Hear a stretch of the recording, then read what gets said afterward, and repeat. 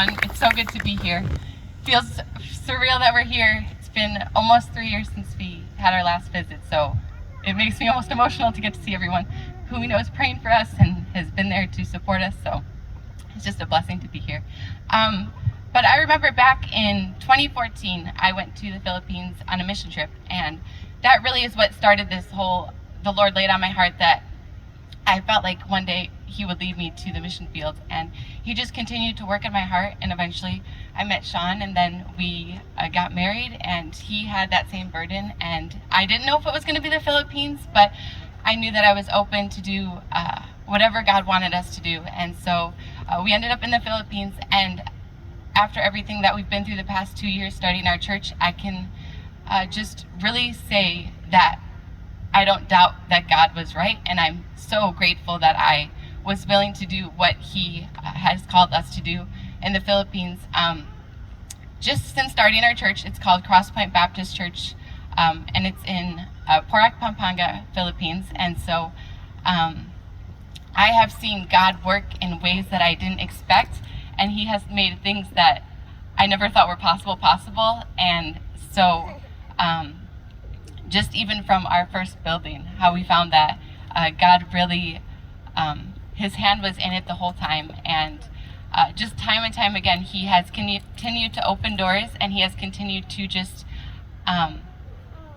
what we think is not going to happen, he just continues to prove us to make things more abundant and more blessed than we ever could have imagined. And to just see that and to look back, I mean, if you would have asked me 5 years ago, Julia, you'll be in the Philippines starting a church, and you'll have a room full of people every Sunday who are coming to hear about the gospel and hear about God's word, I would have said, no way.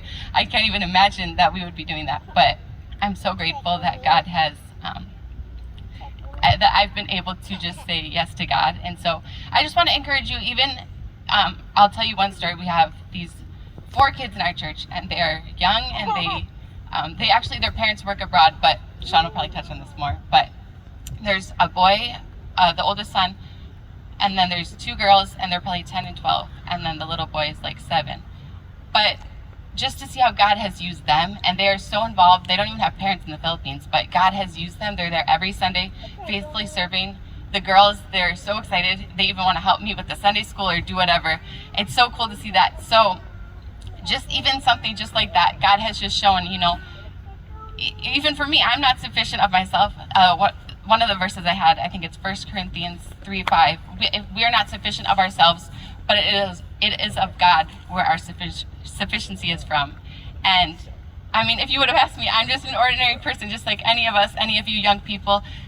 Just say yes to God, because he will fulfill all your needs. He'll supply all your needs. He will be there to do abundantly more than you ever asked. And so I just want to encourage you, just like those 4 young people at our church, they're being used so greatly. They're just young kids.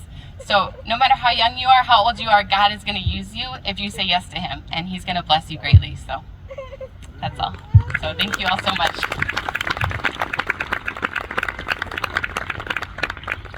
Okay, well, for me, I have a few notes, but I promise I won't go long. I promise.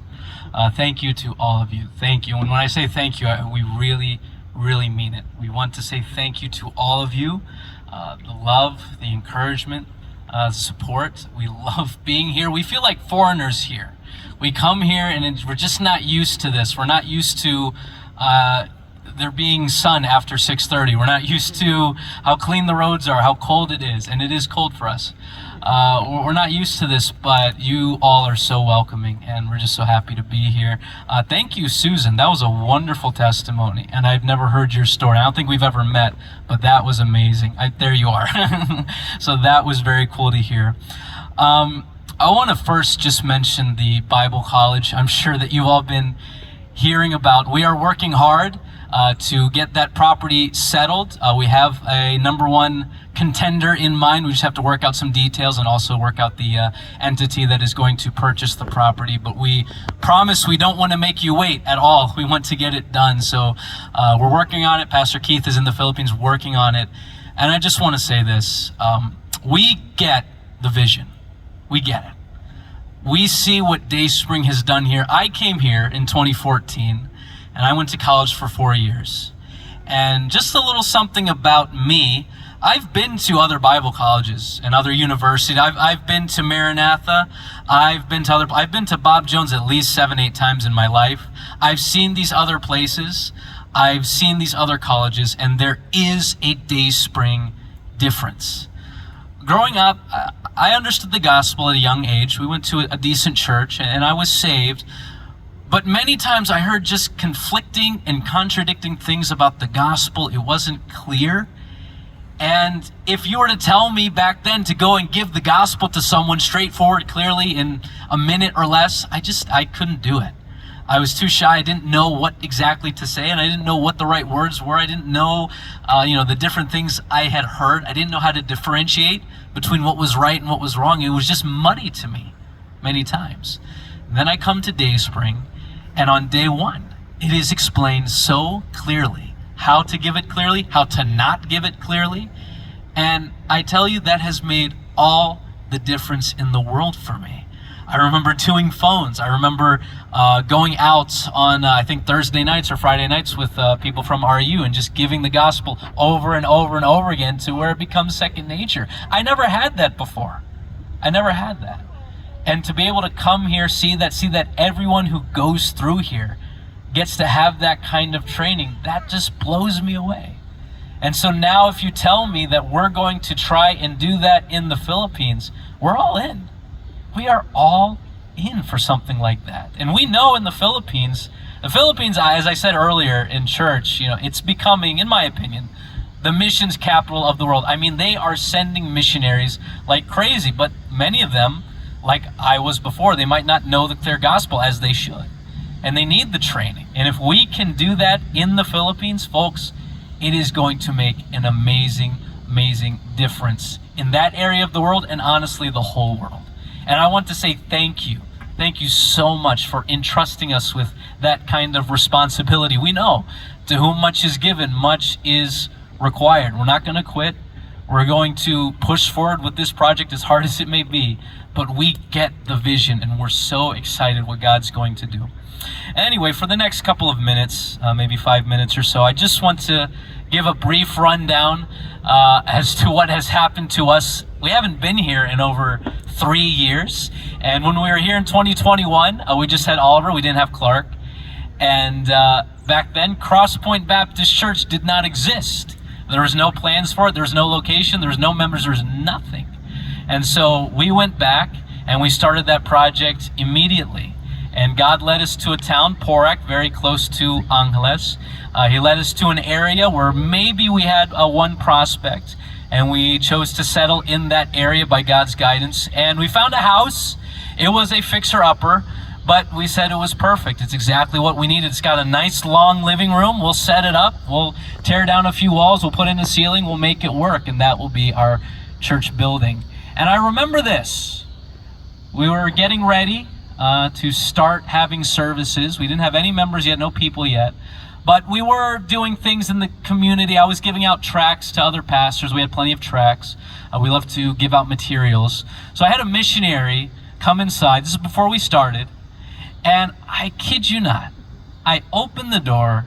He walks in, he greets me, and he says, "Wow." And I think he was trying to compliment me, but it didn't make me feel good. He said, "Wow, I can't believe you want to start a church here." I was like, that's not something I want to hear. He says, "You must know the gambling here and how the nightlife here and how many, how much crime there is here. I mean, good on you for wanting to start a church here. I can't imagine anyone else wanting to start a church here." Well, thanks. That's very, very lovely to hear. But anyway, we knew that in spite of that, in spite of some doubts, we knew God was leading us here. And we just pushed forward. We were tested early on in many ways. And I've said this too in Sunday school. On social media, on Facebook, we try to post as much as we can. Not for pride, we just want you to see what your support, what your encouragement is doing and what God's doing over there. We post the good stuff. We don't post the hard days. When people don't show up, when we try to do a Bible study and nothing works out, when it's a very low Sunday, or when an event doesn't go as planned, or when we get an offer to go to someone's house and then we get denied all of a sudden. We don't post those things, but they happen too. But through all of that, we've still rejoiced. I remember we found a street corner. We had no contacts, we had no members. We found a street corner where there was a bunch of kids playing, and we said, okay, let's start there. We brought some Awana stuff. We just went in the street corner. We said, hey, kids, let's play some games. Played games. We gave them candy, drinks, and then we did like an Awana thing where we gave a devotion. And then slowly that evolved. We were able to start preaching on that street corner. It was sort of a compound where people lived. And the adults would come out. We'd provide chairs for them. We'd do a devotion for them. And that was the start of Cross Point Baptist Church. That was the ministry. And as we did that, people got excited. And we said, okay, we're going to start having Sunday services. And you can come over to our church and we're going to have services. So we did that. And I remember we had a church vehicle. And I would drive around that corner. And I would see kids. The very first Sunday, I saw a bunch of kids in their Sunday best. And as soon as I turned the corner, I saw them jumping up and down. And it just made us feel so amazing. Like, this is happening. This is going to work. This isn't a failure. And so we would pick those kids up. We'd bring them over to the church. And for 2-3 Sundays, that's what we saw. We didn't know that this was happening, though. A lot of the parents over there, it was a bit of a toxic environment. Many of them were Catholic. They didn't really support what we were doing. And little by little, we didn't know this at the time, they were discouraging those kids from coming with us. And I remember as I would turn that street corner every Sunday morning, I was just looking forward to that one bit of encouragement, seeing those kids be excited. But little by little, every Sunday, those kids seemed to be less and less excited. There was less kids dressed up for church. And eventually the time came, none of the kids wanted to go anymore. One Sunday, just had no one, went back. And I told Julie, I said, we're done. We're done. Now, that was our one shot, and we're done. But I was wrong. God showed me that He has the power. He showed me that it's His church, not mine. And He showed me that I need to rely on Him and not my own strength. We felt many times that we had all the disadvantages. We felt like we didn't know the area. We were new to the area. We didn't have any contacts in that area. We didn't know the language as well at that time. We just felt like we were so weak. And I'd like to share a verse with you before we close. 2 Corinthians 12, 9 through 10, it says this, and He said unto me, my grace is sufficient for thee, for my strength is made perfect in weakness. Most gladly, therefore, will I rather glory in my infirmities, that the power of Christ may rest upon me. Therefore, I take pleasure in infirmities, in reproaches, in necessities, in persecutions, in distresses for Christ's sake. For when I am weak, what does the Bible say? Then am I strong. And I held on to that. And little by little, a person would come. Little by little, we'd see a little bit of growth. One person would invite another person. Okay, there was one Sunday I preached to 2 people, 2 ladies, and that was our Sunday morning service. And I said, wow, this is different. Coming from Quinton Road Baptist Church or Pastor Edwin's church in the Philippines, which is huge. I said, wow, it's a Sunday morning, I'm preaching to 2 people. Why not? Let's do it. Little by little, we saw the growth. Little by little, we saw opportunities. Little by little, we saw God open the doors. And we realized He's been working this whole time. He has. He's been working this whole time. And I will say this. I'm looking at a ton of people right here. There's no doubt in my mind that someone here, most likely a younger person, is going to go out and start a church. I believe that.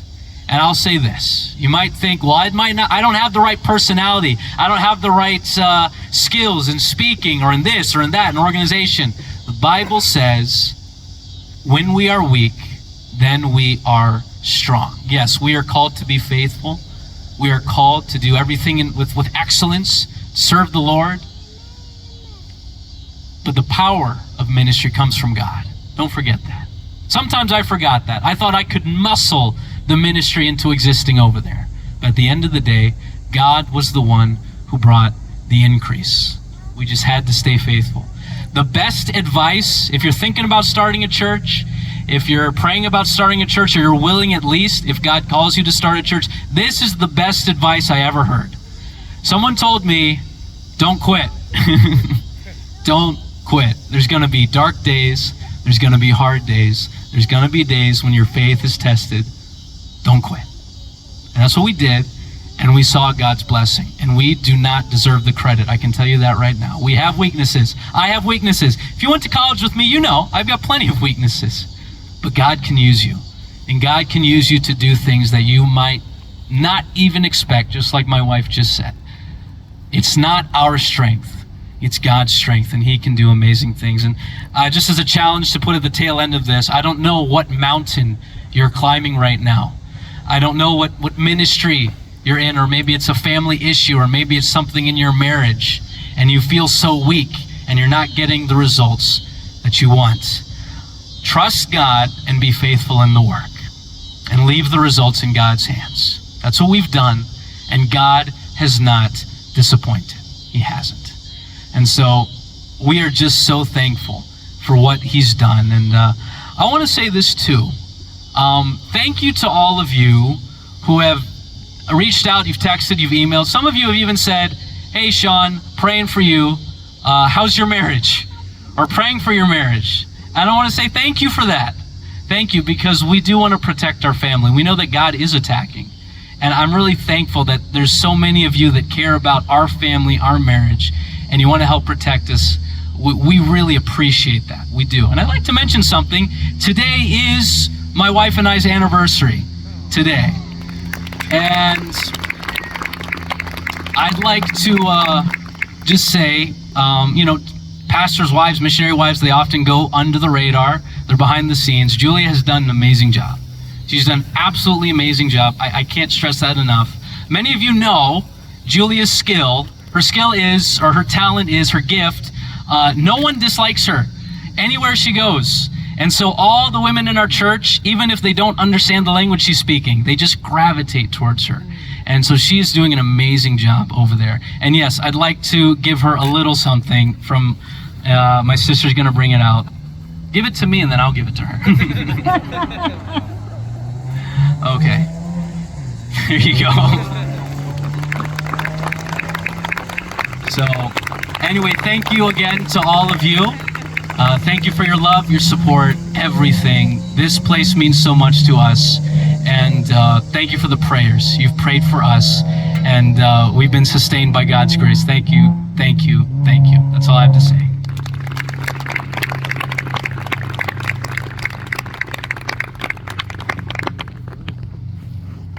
Congratulations. Did you say how many years?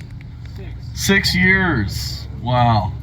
And you left in 2019, in the summer, I think, right? Yeah. So literally 5 years ago, to go to the Philippines, spent a couple of years, 3 years with Pastor Edwin. And it's, anytime you're in ministry, it's not always, it's actually often really hard. But it's so worth it. It's so worth it. Even if you, after 2 years, you only had a few people, as my dad did, I think in a couple years, how many do you think you had in 2 years? Like, what was the number of people that you would expect on a Sunday morning? 15. So whatever it is, keep going. That's good advice. Don't quit, because you'll feel like it. And let me also say this. Not everyone's going to be a missionary and a pastor or Christian school teacher, but we are desperate for Christian workers. Desperate.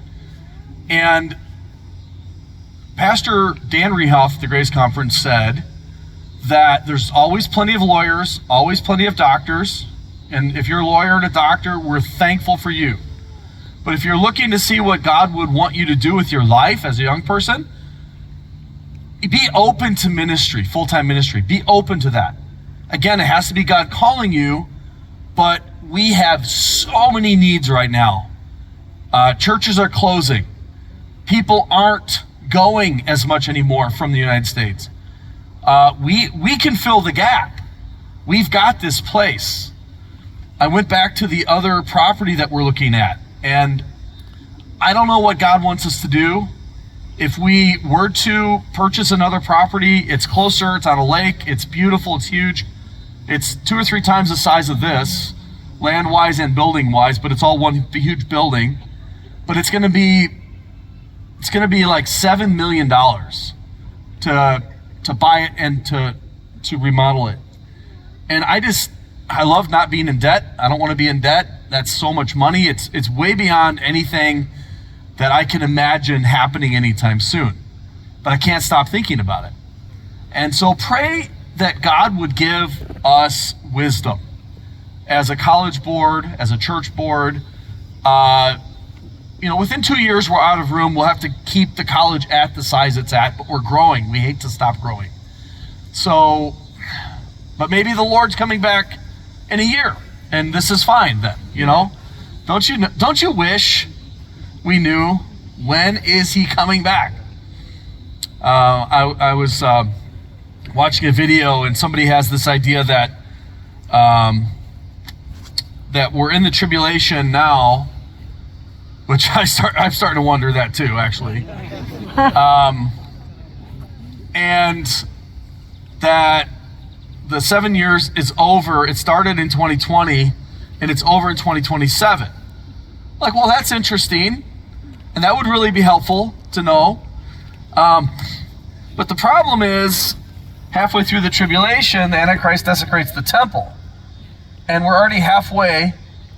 We're already 3.5 years from COVID, and so, oh well, so much for that theory. But they're still promoting that theory, which I don't understand. Like, did we miss the desecration of the temple? That's not there. So be careful of your YouTube theology, okay, folks? Be really careful of your YouTube theology. If you